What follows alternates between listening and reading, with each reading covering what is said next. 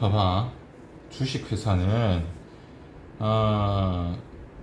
만들 때 주식을 발행해서 돈을 모아. 그걸 정관이란 거에다가 얼마만큼 발행할지를 미리 써야 되는데, 이걸 이제 뭐라고 부르느냐? 수권자본이라고 부른다는 거지. 근데 그 중에 일부, 그러니까 전체 수권자본 중에서 일부만 발행해서 그 돈을 끌어모아라. 그리고 나머지 수권자본 중에서 나머지 부분들은 뭐 필요한 만큼 나중에 더 추가로 이렇게 발행할 수 있다. 그러니까 한마디로 저희는 100개의 주식을 이렇게 이용해서 만드는 주식회사를 하겠습니다 라고 수권자본의 이 정관에 기재를 하는데, 그게 바로 수권자본이다. 그 중에서 네가 30만큼만 팔아서 돈을 모아갖고 회사를 운영할지 60만큼을 할지를 정해라, 이런 얘기를 지금 하고 있는 거야. 그 액면가를 뭐 곱한 것을 자본금이라고 한다. 아무튼 뭐 30이든 60이든 판 만큼을 이제 자본금이라고 한다. 자본금을 갖고 우리 운영해라. 뭐 예를 들어서 뭐 설명해주고 있지. 1,000원인 주식을 1만 주 발행하면 이제 1천만 원이 되는 것이다. 그지? 자본금만으로 사업을 하는 것이 아니라서 경영하다 보면 돈이 더 필요할 수 있는데, 이때 뭐 대출을 받을 수도 있고 채권을 발행할 수도 있고, 근데 이런 것들은 부담이 되니까 이제 새롭게 주식을 발행할 수도 있는데, 이게 바로 자본금을 늘리는 무엇이냐? 바로 증자라고 부르는 것이다. 여기까지는 쉽지? 뭐 이해 안 되는 내용도 없고 천천히 설명하고 있는 거잖아? 그죠? 이 증자의 두 가지 방식이 있다 해서 뭐 유상증자랑 무상증자에 대한 이야기가 나와야 되는데, 일단 유상증자가 뭐냐? 대가를 받으면서 주식을 추가로 발행하는, 어떻게 보면 당연한 거지. 근데 무상으로 주기도 해. 이 뒤에 무상에 관련된 이야기도 있나? 여기 무상증자도 얘기 나오네. 뒷장에 나오네. 일단 유상증자라는 것은 돈을 받고 추가로 이제 주식을 발행한다. 나머지 돈들을. 그 방식이 이제 세 가지가 있다. 첫째, 기존 주주들을 대상으로 판매하는 주주 배정 방식이 있고, 그리고 이제 둘째, 불특정 다수를 대상으로 이제 주식을 판매하겠습니다 라고 이 투자자들을 모으는 일반 공모 방식이 있고, 그리고 마지막 세 번째, 그러니까 기존의 주주들은 원래 이 회사의 주식을 갖고 있는 사람들 모두를 말하는 거고, 특정인은 회사가 특정 사람을 지정해서 판매하겠다는 뜻이야. 그러니까 이거는 이제 제3자 배정 방식이 있다. 그럼 각각의 특징들도 구분을 해봐야 되겠지. 요약 정리해야 된다. 주주 배정 방식은 이제 기존 주주들의 권리를 보장해준다. 그러니까 내가 갖고 있는 주식 비율만큼 나의 발언력이 만들어지는 건데, 다른 사람들이 또 주식을 갖고 들어오면 그만큼 내 발언력이 낮아진다는 뜻이잖아. 그러니까 너희들한테 팔게. 기존에 주식 갖고 있는 너희들 판매해줄게. 그럼 권리를 보장해주겠다는 거야. 너 돈 있는 만큼 더 사. 그지? 근데 이제 두 번째, 일반 공모 방식은 기존 주주들의 발언력이 약해질 수밖에 없어. 왜 그러냐? 당연하지. 이건 어떻게 보면 주식을 모든 사람들에게 더 판매하겠다는 뜻이니까. 그래서 이제 주가가 하락할 가능성이 있다. 자, 기존 주주들이 구입하지 않은 나머지 주식을 일반 공모로 처리하는 방식으로 보통 처리한다. 마지막으로 제3자 배정 방식이 있는데, 이건 이제 뭐 신기술 도입이나 재무구조 개선이나 경영상의 목적 같은 특별한 경우로 한정한다라고 되어 있잖아. 그럼 이 안에 들어가는 것만 기억해주고 있으면 돼. 특별한 기술, 구조 개선, 혹은 뭐 이제 어떤 뭐 특별한 어떤 경영상의 목적이 있다라는 키워드가 문제에 나왔어. 그럼 무조건 요 제3자 배정 방식, 특별인한테 파는 방식 이거 딱 떠올리면 된다는 거지. 이거는 이제 경영권에 문제가 생길 수 있다. 누군가 특정인에게 지분이 몰릴 경우 이 경영권을 빼앗길 수 있단 말이지. 이 주식회사 같은 경우에는 무조건 50% 이상의 지분을 갖고 있는 사람은 혹은 50%만큼의 어떤 비율을 이렇게 연합해서 모을 수 있는 사람은 경영권을 갖는다. 이런 특징을 갖고 있어.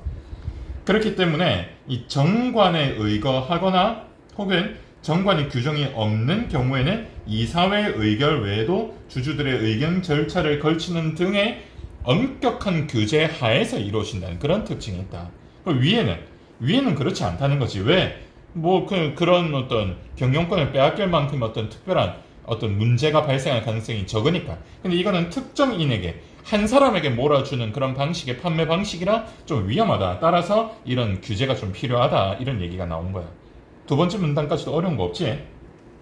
세 번째 문단. 또한 유상증자는 새롭게 발행하는 이 주식 가격을 어떻게 정하냐에 따라 자, 액면 발행과 시가 발행으로 나눌 수가 있다.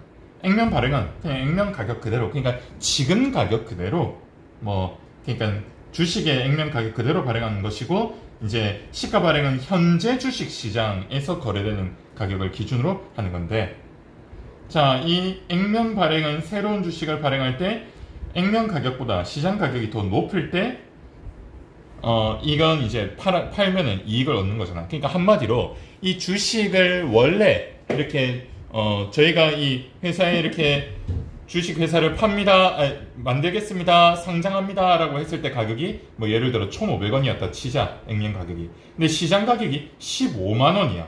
그 하나만 있어도 얼마 정도의, 그럼 뭐 엄청 이게 한 10,000주 정도 있다. 뭐 부자 되는 거지 뭐. 그지?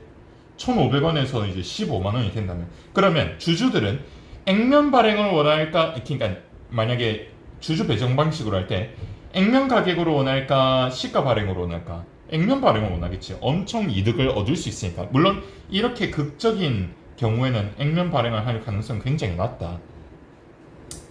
뭐 그걸 회사가 더 이익을 얻고 싶으니까 그렇겠지. 어쨌든 지금 나는 이걸 설명하고 싶어서 좀 극적인 예시를 든 거야. 시가 발행을 할까? 액면 발행을 할까? 액면 발행을 선택할 경우에는 기존 주주들에게 이익을 준다. 그래서 자, 저희가 돈이 제법 있으니까 당신들한테 이익을 좀 나눠 드릴게요 하는 방식으로 이제 액면 발행을 할 수 있다는 거지. 이렇게 수익을 얻을 수 있다. 반면 시가 발행은 이제 주주들의 수익으로 가는 게 아니라 회사의 자본잉여금으로 적립된다. 그럼 전부 그냥 회사 돈이 된다. 그런 거지. 그래서 회사가 이걸 이용할 수 있다. 회사가 유리하려면 시가 발행하고 주주들에게 이익을 나눠주려고 하면 액면 발행을 해준다. 이런 얘기를 하는 거야. 그래서 대부분 회사들은 이제 후자의 방법을 택하고 있다. 그러니까 이게 후자가 아니고 후자의 방법이지. 후자의 방법. 이게 띄었으면 왜 엉망으로 되어 있나? 자, 하지만 유상증자를 하는 경우에는 주식의 총수가 늘어나기 때문에 가격이 하락할 수밖에 없다. 왜? 이 희소 가치가 떨어지니까 아무래도 주식 가격이 낮아진다라는 거지. 자, 따라서 시가 발행을 하는 경우에는 더 할인된 가격으로 주식을 이제 시가 발행을 할 때도 그냥 지금 현재의 주식 가격으로만 하기보다는 이제 좀 더 할인된 가격으로 주식을 발행하게 된다. 이때 주식수, 현재 가격 이런 것들을 고려해서 할인폭을 정한다. 할인해서 발행하는 까닭이 뭔데?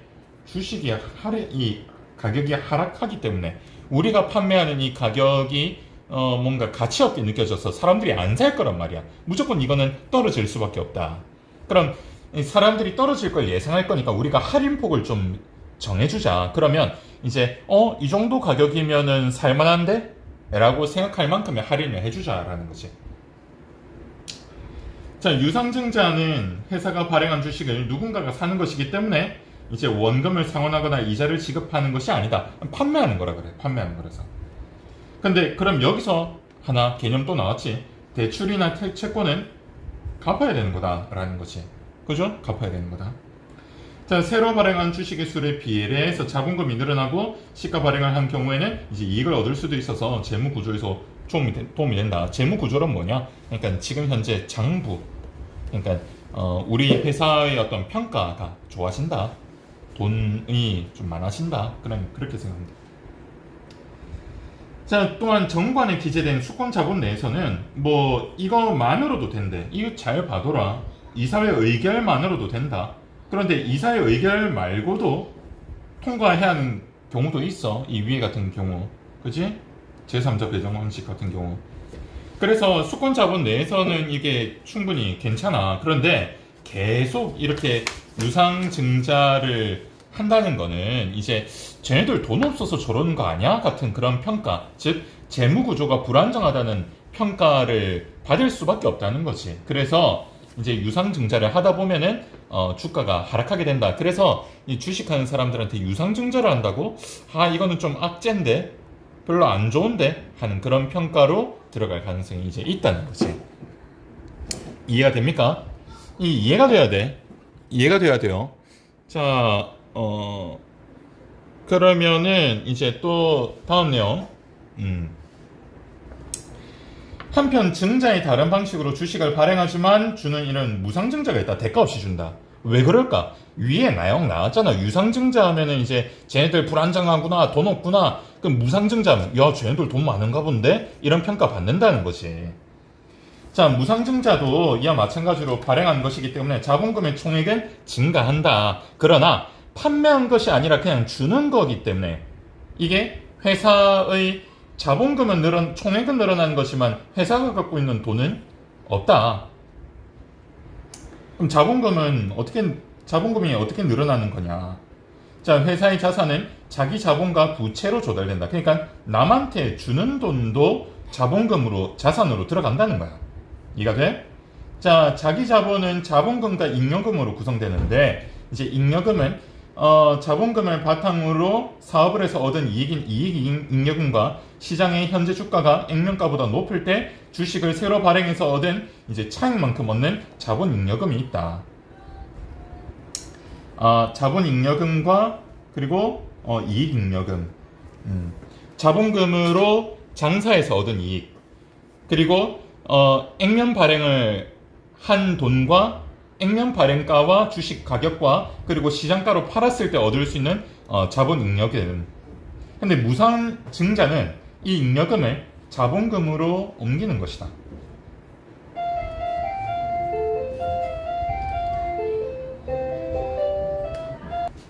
자기들이 수익을 얻은 걸 이제 잉여금이라고 하는 거잖아. 그지? 그 수익의 잉여금을 포기하고 자본금을 총 늘려주겠다. 잉여금은 줄어들고 자본금은 늘어난다. 뭐 그런 뜻입니다. 자, 무상증자를 함으로써 이제 사람들에게 돈을 나눠주고 자기들의 총 재산은 늘어난 것처럼 보이지만 실제로 잉여금은 줄어든 그런 상태로 보면 돼. 무상증자는 회계상으로는 늘어난 것이지만 이동한 것일 뿐 보유한 자산이 늘어난 것은 아니다. 그러나 기존 주주들이 이익을 얻기 때문에 이제 어떤 가치 평가가 높아질 수 있다. 그러니까 주식의 가치가 높아질 수 있다. 야, 쟤네들 굉장히 튼튼한가 보다 라고 하는 그런 평가를 받아서 주식 전체의 어떤 가치가 높아질 수 있기 때문에 무상증자도 마냥 손해는 아니다. 뭐 이런 유의 글이라고 보면 되겠습니다. 또 질문 있으면 바로바로 쌤한테 연락해 줘야 된다.